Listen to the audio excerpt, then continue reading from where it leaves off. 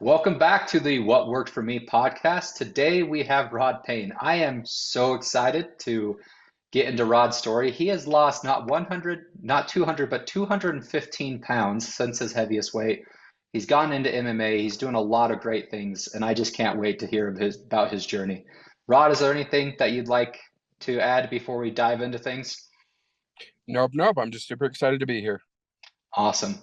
So every story has a beginning, and this one obviously starts with how you got up to what was your heaviest weight? 470.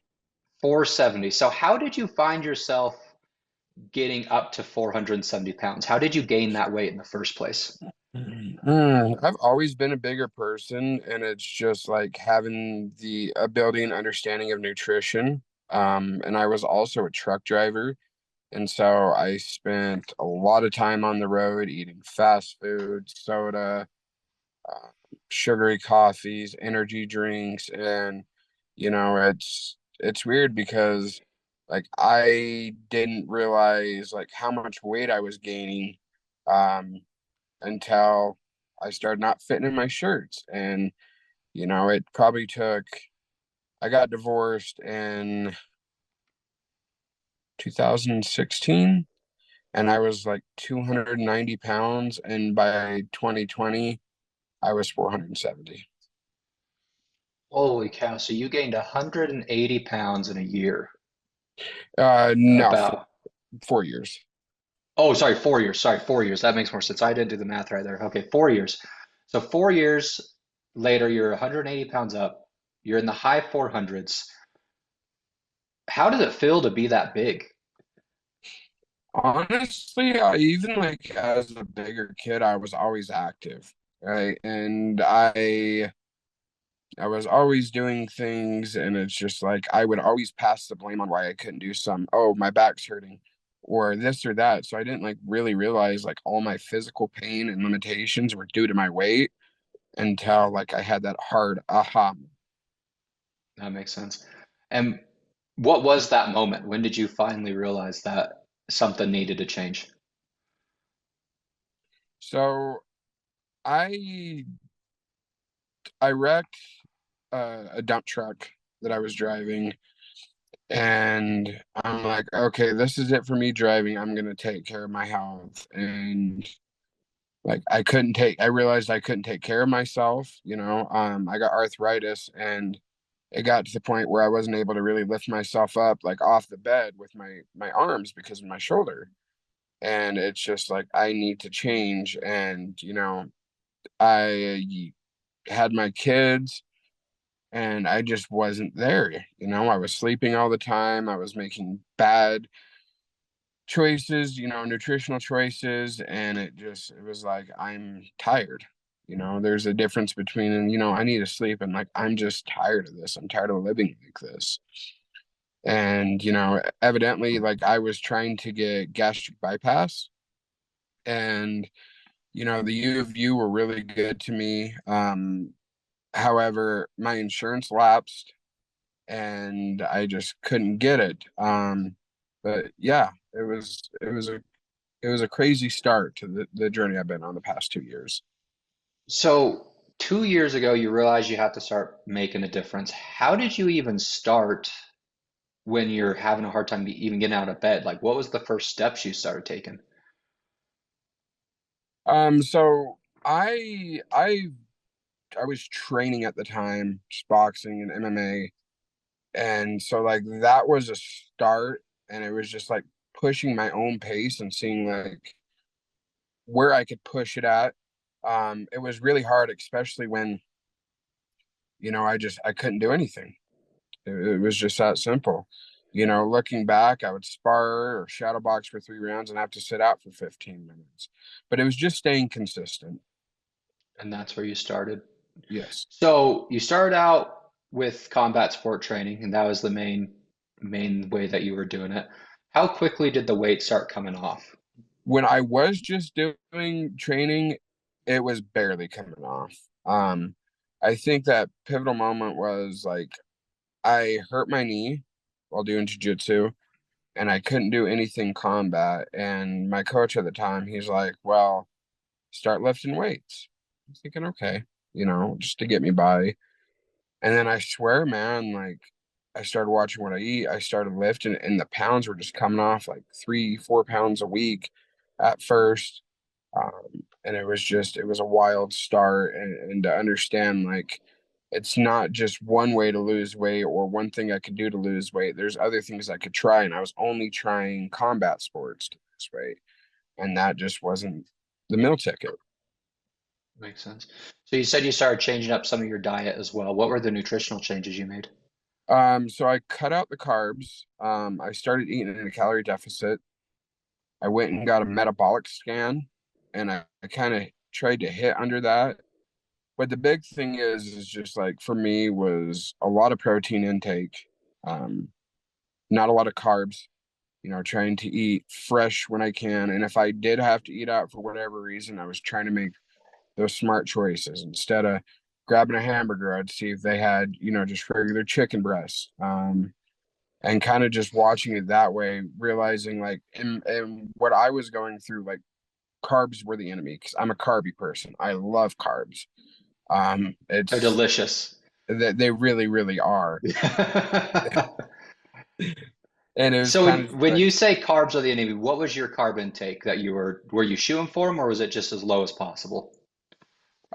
just as low as possible. I it took some experience and learning to realize like I couldn't go without carbs. Right. It's just picking the right carbs, the whole grains, and then making sure I got my sugary carbs from fruits, instead of, soda, and utilizing just the healthier options, that was put in front of me. They weren't the easiest options by any means, because I'd much rather pick up a Danish rather than a banana. And well, Wouldn't we all? yeah. And so I had to start like making those choices. And and as the time went on, those choices got easier and easier and easier to now, or it's a second nature. Don't get me wrong, I still struggle. You know what I mean? But it's like easier knowing what that's gonna do to me if I start going down that route again. Yeah.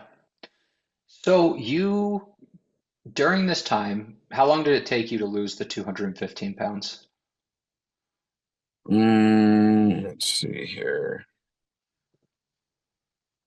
27 months. Okay, so just barely over 2 years. So that is cruising. That is super fast. Good for you. So was this a straight shot? Did you hit any plateaus? Yeah, I had a few plateaus. And that's like one thing is understanding that plateaus are not forever. If you losing the weight, just stay consistent with it and trying to understand my body and my metabolism and like eating in a calorie deficit and all the science behind it. And I'm still learning. You know what I mean? I think there was like 2 months there where I didn't budge maybe 2 pounds. And I just kept going. I just kept being consistent. How did you do that? How did you keep being consistent when 2 months straight you just don't see things moving and you're doing everything you can? How do you just keep going when you get in a time like that? Ugh. I cried a lot. I'll be honest with you. That's But fair. it's just knowing like I could, even though I wasn't seeing the weight on the scale, like I felt better, especially after a workout. Like I felt better mentally, and physically, and I just knew that what I was doing was right. That if I needed to tweak anything, that I could slowly start doing it, rather if that was a diet or my workout plan. It was just like, okay, well, it got me so far, like it's not going to stop working. There's something else going on. So I was either trying to diagnose what it was and continue working, or just keep on doing what I was doing and just hoping for results. But I knew, like I said, I knew deep down, like that's what got me the first 100 pounds, and I wasn't going to stop. So I like I said, I upped my workout just a little bit and just tightened up on my diet and just kind of waited. And I know that's hard because we all want to see results like that. We all want to see us like lose 2, 3 pounds every week. And that's just unfortunately not how this works, and I had to learn that the hard way. Yeah. That does take a lot of patience to be able to get through, especially a plateau of 2 months. So I have to ask, how much better is exercising in combat sports 200 pounds less? I look at myself, and this is funny. I look at myself and like I have a lot of fight IQ knowledge and I know a lot about fighting, but I look back and when I thought I was good, it's like I would kick my own ass. Like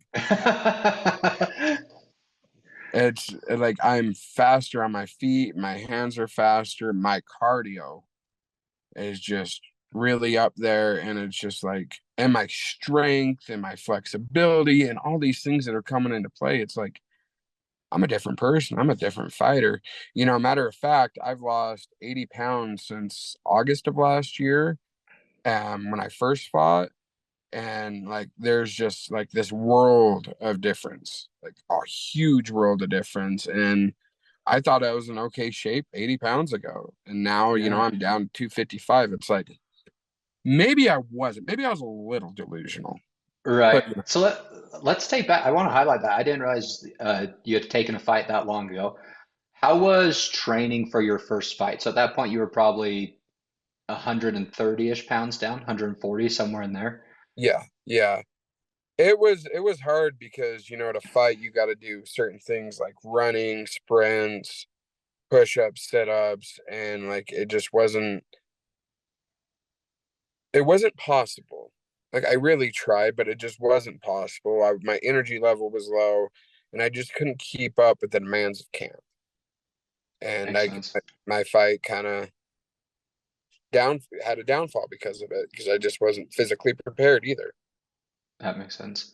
I'm sure that's a hard low to come back from.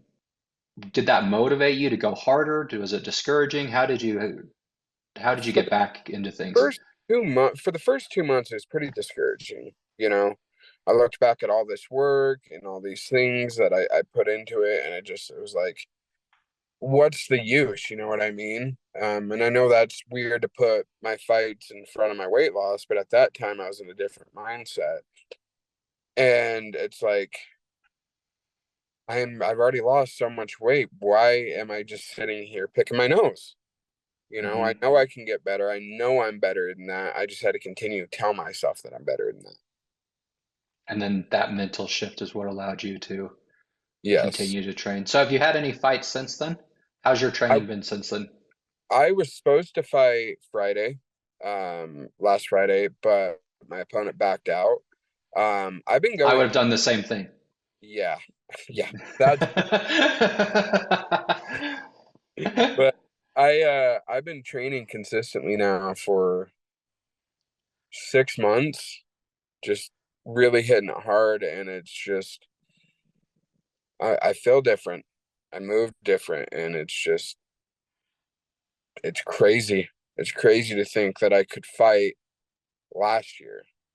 It's like Hmm. if I would have waited 6 months and really put in work, I might have not have took that loss. I might have been somewhere else, or I might have took that loss differently. You Right. So it seems like fighting's been a big uh, foundational stone in your weight loss journey. Do you have any plans on once fighting's done on how you're going to continue to train and be healthy? I've discussed this with my coaches in length, because we call it chasing the carrot. I needed a carrot to chase. Right. And honestly, now that I've gotten into the 250 range, it's like my life's so much better. I can go run a mile with my kids and not blink. And I'm still somewhat heavy, and it's like, what else can I accomplish even after fighting if I get down to my goal weight, get my skin removed? Like, I could be a normal person. I could have this normal life that I've always wanted. And when you're 400 pounds, you don't have a normal life. You might think you do, but it's just hard to think like, hey, that ain't normal. It's so weird to me that I thought my life was normal at 470 pounds. Right. What is your goal weight? You brought that up. What's your end weight that you're shooting for? 160 is like where I'd like to be sitting. Um, I know I need to start talking to doctors about my loose skin just to kind of get something in place. Because I have a lot of loose skin, a lot of belly overhang, my legs, my arms, and so I kind of want to see where they think I should be and like go that way, but I just see myself walking around at 160. Okay. And how far away is that from where you're at right now? 95 pounds. Okay, so you're going to be a full 300, over 300 pounds down by the time you reach your goal. That is a lot. That's amazing. That's so, so cool. So you brought up loose skin, and I think sometimes there's some unforeseen troubles that come with weight loss. Has there been any other things that popped up that you didn't quite see coming? Um, my clothes didn't fit. I mean, I know that sounds obvious, but it's like when you have a wardrobe for when you're bigger, it's like I didn't foresee having to redo my wardrobe. This would be my third time because I've dropped so much weight consistently. It's like I used to be in a 6XL shirt and now I'm in a loose 3XL shirt. And like I didn't realize like just restart. I mean, your underwear, even your socks, man. Like it's crazy. And it's like that was one thing I didn't foresee. And yeah, I mean that's just about it. I had these hopes that, I wouldn't. Well, I didn't foresee the body dysmorphia. I will put that in there. I didn't think, I'd you know, love to once spend some time on that. What's been your experience with that? I still look in the mirror and it's just like I feel 400 pounds sometimes. I feel like I look it, you know what I mean? Because I still got a stomach regardless of the loose skin or not. And I see the loose skin now and my mind just instantly pops like it's fat. And so one way I've coped with that is I've sat in the mirror and I've flapped my loose stomach skin over and over and over again to make myself believe like that's loose skin, dude. It's not fat. I don't know what you're thinking. Right. And as well as like weight limits. Like I still look at weight limits and it's like I feel like I have to squeeze into places and it's not the case. Or I will see something that I want to do, but it's like, you know what? I'm too fat because my body won't allow it. And that's just my mind playing tricks on me. Yeah, it's interesting how long you carry the weight after it's gone. And that Yeah. there's that like adjusting period that you'd have to go through. So you've lost 215 pounds. You have to have a lot of knowledge of just firsthand accounts. What were some of the biggest mistakes you made that you would avoid if you were going to redo this? Ooh. Looking at the scale. That's a big one. I think because, we expect our weight to drop, but if you do it the way I did it with weightlifting and everything, you're going to replace that fat with muscle. So you'll go, 3 weeks, a month without dropping more than like 5 pounds, but you realize like you dropped a pant size. Right. And it's just if I would stop looking at the scale and just looking at the mirror more and like trying to appreciate like what I've done to my body, what I've helped do to my body, rather than just, man, the scale didn't move, the scale didn't move, the scale didn't move, the scale didn't move. That's definitely one thing I'd change. Yeah, I think that hyperfixation on a number is something that a lot of people have a hard time with. How are you able to separate yourself away from that? Um, I put my scale up out of sight, um, and try to not grab it, but once a week. Um, and kind of just like I started trying on old clothing. Even now, when I still get body dysmorphia, I still keep one or two huge shirts that I had. I put them on and I look in the mirror and I try to convince myself because it's true that I'm not that person anymore. That's pretty intense. That's a smart way though. I mean, to sit back and actually make yourself see like a physical reminder like that. I mean, it probably looks like a kid wearing his dad's shirt, right? At this point, if you're Yeah. down, that's crazy. That is absolutely nuts. So you put away the scale, those are type of things. What is just like one tip that you would give someone if if they were going to start, coming from someone who just lost 215 pounds? Mm. Besides the obvious, stay consistent. I'd say talk to a nutritionist. And if they don't give you like you feel like it's good advice or something that's going to work for you, there's plenty of nutritionists out there that will find something to help you meal plan, to help you, find the foods that are going to work for you and just take it slow. You're not going to go from eating, out 2, 3 times a day to having three home cooked meals. It's just Right. it's not sometimes. And I think it's just trying to find ways to cut out what you can cut out until you can get on a meal plan or diet that you like that's working for you. Um, you know, I tried real hard to not eat out, but sometimes, man, especially in my job, like I'm running around a lot, and sometimes McDonald's chicken nuggets is the only thing I can get. And yeah, it has, it's breading, but I look at the calories compared to grabbing a double cheeseburger, and so that's one thing I wish I would have wish I would have knew before the weight loss is like it's not bad if you break your diet because that's the only thing you have. Right. That's all, Just do the you best with know. what you kind of have around. Yeah. You brought up something that I'd love to get your insight on. You said find a professional to help out, right? Find a nutritionist. And you obviously have had many coaches through this. You talk about you have fighting coaches, potentially nutritionists or other type of health professionals. What have you been able to do to maximize the benefit of having a coach and get all of the most benefit out of it? Being transparent with them. You know what I mean? Especially my fight coaches, they're not here to judge me. That's not their job. They're here to make me feel good and give me advice and the best way they can give me advice, like, you know what, coach, like I broke last night. I bought 6 donuts and I ate them all. What can I do differently? What can I do when I have that sweet tooth? And just letting them know when you mess up because they're there to help you. They're not there to judge you. And if they're judging you, then that's not the right person for you to be working with you on your weight loss journey. Yeah, that's great advice. So moving forward, you talked about you're trying to get down another 100 pounds. What are you going to be changing anything? Are you doing more of the same stuff? What's your plan to get there? I'm definitely gonna be lifting more. Um, just because that's where I found my success. I've lost 15 pounds in 7 weeks, but I was in fight camp and, I was watching more of what I ate. And here's the thing, when you're losing the weight, it doesn't like stay consistent in the gym and stay consistently do it, but don't overstress yourself over it. You know what I mean? Still remember to enjoy life.